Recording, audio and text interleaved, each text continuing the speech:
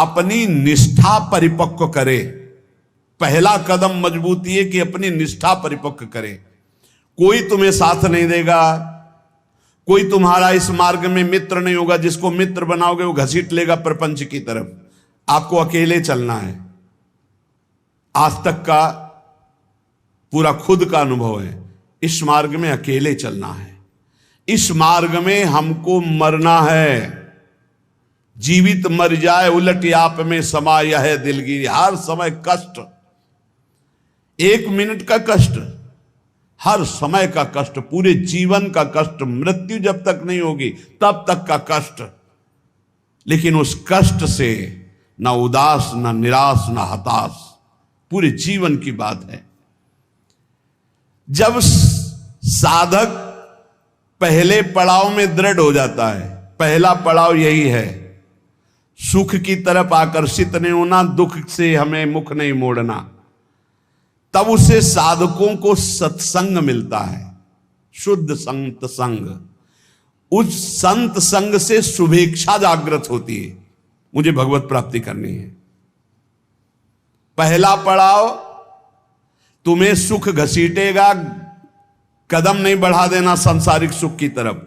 दुख तुम्हें भयावह लगेगा, कदम उसी की तरफ बढ़ाना। यह है भगवत प्राप्ति के मार्ग का पहले साधक का कदम। पकड़ो, सुख घसीटेगा, सुविधाएं घसीटेंगी, सुख सुविधा की तरफ कदम नहीं बढ़ाना। दुख घसीटेगा, भयावह दिखाई देगा, चलो दुख की तरफ चलो। और जिसने दुख की तरफ कदम बढ़ा दिया भगवत मार्ग में, वो महासुख को प्राप्त हुआ। दूसरा उसको क्या संग? संत संग मिलता है, विशुद्ध संत संग। उससे शुभेच्छा जागृत होती, अशुभ कर्मों का त्याग और भगवत प्राप्ति की प्रबल इच्छा। ऐसे पुरुष को प्रापंचिक रिश्ते नातेदारों से बैठकर बात करना, ये सब कुछ अच्छा नहीं लगता। पहला पड़ाव भोगों की सुविधा मिलेगी उसकी तरफ से ना बोलना है। दुख है परमार्थ में, ये दिखाई दे रहा है आपको, लेकिन दुख नहीं, महासुख है। जैसे संसार में सुख है ये दिखाई दे रहा है, लेकिन ये भगवान कह रहे हैं दुखालय है, इधर सुख नहीं है। परमार्थ में दुख दिखाई दे रहा है, लेकिन इधर महासुख है, इधर कदम बढ़ाओ परमार्थ की तरफ। दूसरा, जे ही कदम बढ़ाओगे तो सच्चे संतों का संग मिल जाएगा, पहचान, शुभेच्छा जागृत हो जाएगी। पापाचरणों का त्याग और भगवत मिलन की, शुभ कर्मों की अंदर प्रबल इच्छा जागृत होगी। तीसरा, उसे बद्ध पुरुषों का संग अच्छा नहीं लगेगा। ये रिश्तेदार, नातेदार, सांसारिक भोगों में फंसे हुए लोग, ये अच्छा नहीं लगेगा। भले वो संसार के बीच में रह रहा है, लेकिन उसको इनसे प्रपंच की बातें करना, संसार के लोगों की रिश्ते नाते की बातें, ये अच्छा नहीं लगता। आंतरिक जब मन का आकर्षण भोगों की तरफ होता है, उस भोगों से मन को जलाते हुए परमार्थ की तरफ चलना है। क्या जाने संसारी पुरुष, इनको तो जब जो इच्छा हुई सो भोग लिया, ये क्या जाने चढ़ाई को, ये तो खिसकते हुए गए नरक की तरफ। और वो जब साधक संभल कर चलता है तब इनको लगता है नहीं नहीं, परमार्थ में इतनी ऊंचाई पर नहीं, भ्रष्ट करने के लिए वो उपदेश देते। तो बद्ध पुरुषों का संग ऐसे साधकों को अच्छा नहीं लगता। उसको अच्छा लगता है भगवत प्रेमी महात्माओं का संग, भगवत मार्ग की चर्चा करने वाले, कैसे हम माया पर विजय प्राप्त करें, कैसे भगवान से अनुराग प्राप्त करें। सजाती संतों का संग अच्छा लगने लगता है, और उसमें संतों के प्रति जो भाव आया उससे सद्गुणों की वृत्ति बढ़ने लगती है। सद्गुण जो भगवान को प्रसन्न करे, सद्गुण जो भगवान की प्रीति प्रदान करे। प्रपंच से पूरा मन हट जाता है उस साधक का। चौथी स्थिति आई, प्रपंच से पूरा मन हट जाता, बिल्कुल अच्छा नहीं लगता। जैसे स्वप्न झूठा, ऐसे संसार झूठा दिखाई देने लगता है। उमा कहूं मैं अनुभव अपना, सत हरि भजन जगत सब सपना। तब उसका हृदय, बहुत ध्यान देने योग्य, भगवान अपनी तरफ घसीटने लगते हैं। इतनी स्थिति के बाद ये संयोग वही बनाते हैं। श्री तुकाराम जी कहते हैं, फिर चित्त ऐसा घसीटते हैं, देव वसे ज्याचे चित्तिम त्याची घड़ावी संगति। ऐसा चित्त घसीटा कि अब तड़पड़ाहट प्रकट हो गई, व्याकुलता प्रकट हो गई भगवत मिलन की चाह की। फिर भगवान सिद्ध सदगुरुदेव की समर्पण वृत्ति करवाते हैं। इसके बाद, इतने के बाद सिद्ध सदगुरुदेव की समर्पण वृत्ति कराते हैं। और जहां सिद्ध सदगुरुदेव की समर्पण वृत्ति हुई, उसके आचार विचार चिंतन सब उसी कोटि होने लगे। महापुरुषों का प्रभाव होता है कि बहुत कम समय में, जो हजारों वर्ष की साधना से नहीं होता, कम समय में परिवर्तन प्रारंभ होना शुरू हो जाता है। उसमें वो सब सामर्थ्य आने लगती, वो सद्गुण आने लगते हैं जिससे वो प्रभु को रिझा सके। ये बातें कभी नहीं होनी चाहिए वैष्णव में। पराई स्त्री का काम भाव से स्पर्श, संयोग, दृष्टि, चिंतन, संभाषण पूर्ण रूप से त्याग होना चाहिए। पराई स्त्री की वैष्णवजन गृहस्थ भी होते हैं, वैष्णवजन विरक्त भी होते हैं।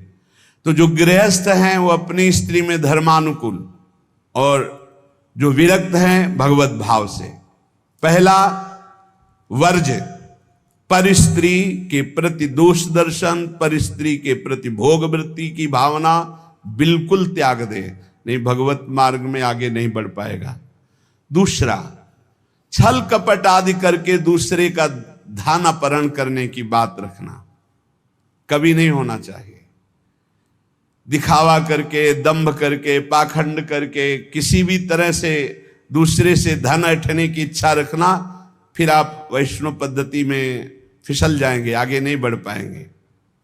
तीसरा, किसी की भी निंदा करना नहीं करना है। पर निंदा बिल्कुल ना सुननी है ना करनी है। अगर वैष्णव धर्म में स्थित रहना है, परम आनंद प्राप्त करना है, पहला नियम किसी भी माता बहन के प्रति काम भाव नहीं। दूसरा नियम किसी के भी धन को किसी भी तरह से ठगाई ना करे। तीसरा, पर निंदा ना सुने ना पर निंदा करे। चौथा, जो संतों ने भोजन निषेध किया वो नहीं करना चाहिए। मांस, मद्य, मछली, अंडा और जैसे प्याज लहसुन, इनको त्याज्य। प्याज लहसुन तमोगुणी है, तमोगुणी होने के कारण इसका त्याग किया गया है। वो अंदर से भजन की वृत्ति छीण करता है, तुम जान नहीं पाओगे। इसीलिए संतों ने अनुभव करके इसका त्याज्य किया। प्याज लहसुन निषेध है केवल तमोगुण के कारण, वो तमोगुण की वृत्ति बढ़ाता है। तमोगुण जो है निद्रा, आलस्य, प्रमादोत्थम तत्तामस मुदाहृतम, भजन में निषेध है, इसलिए निषेध किया गया है। और मद्य, मांस, मछली, अंडा ये तो बिल्कुल निषेध किया गया है। वैष्णव होकर अगर इनकी तरफ या भक्त होकर जरा भी ऐसी दृष्टि रखता है तो पाखंडी है, वो भक्त नहीं है जो ऐसे जीवों को कष्ट देकर अपना उदर पोषण करना चाहे। पांचवा, वर्ज में मन से, वाणी से, शरीर से किसी की हिंसा न करे। ये काया वाचा मानुषा अगर किसी को दुख देता है तो भगवत मार्ग में नहीं चल पाएगा। इसलिए भगवत मार्ग पुष्ट करने के लिए स्वयं कष्ट सहे, दूसरों को कष्ट न दे। आचरण, जो अपने धर्म के आचरण उन्हीं का पालन करे। जो हमारे गुरुदेव ने, हमारे आचार्य ने हमारा दिनचर्या बना दी, जो हमारा नियम बना दिया, हमको उसी के अनुसार चलना है। अपने आचार्य प्रदत्त धर्म में स्थित रहने में कभी संकोच न करें। दूसरा क्या करता है मैं नहीं देख रहा, हमारे आचार्य ने जो हमें आदेश किया हमको उसी मार्ग में चलना है। जो विधि निषेध किया गया उसका पालन करें। ये नहीं करना, ये करना है, इसे विधि और निषेध कहते हैं। विधि कहते हैं ये करना है, निषेध नहीं करना है। जो कहा गया है वैसे ही चले।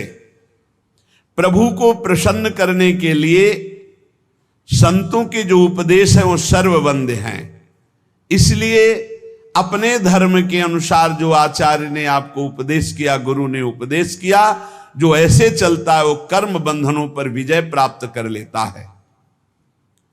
15वां, वैष्णव का परम स्वभाव है परोपकार करना, दूसरों को सुख पहुंचाना। सर्वम विष्णुमयम जगत, सब भगवत स्वरूप है। वैष्णव का धर्म है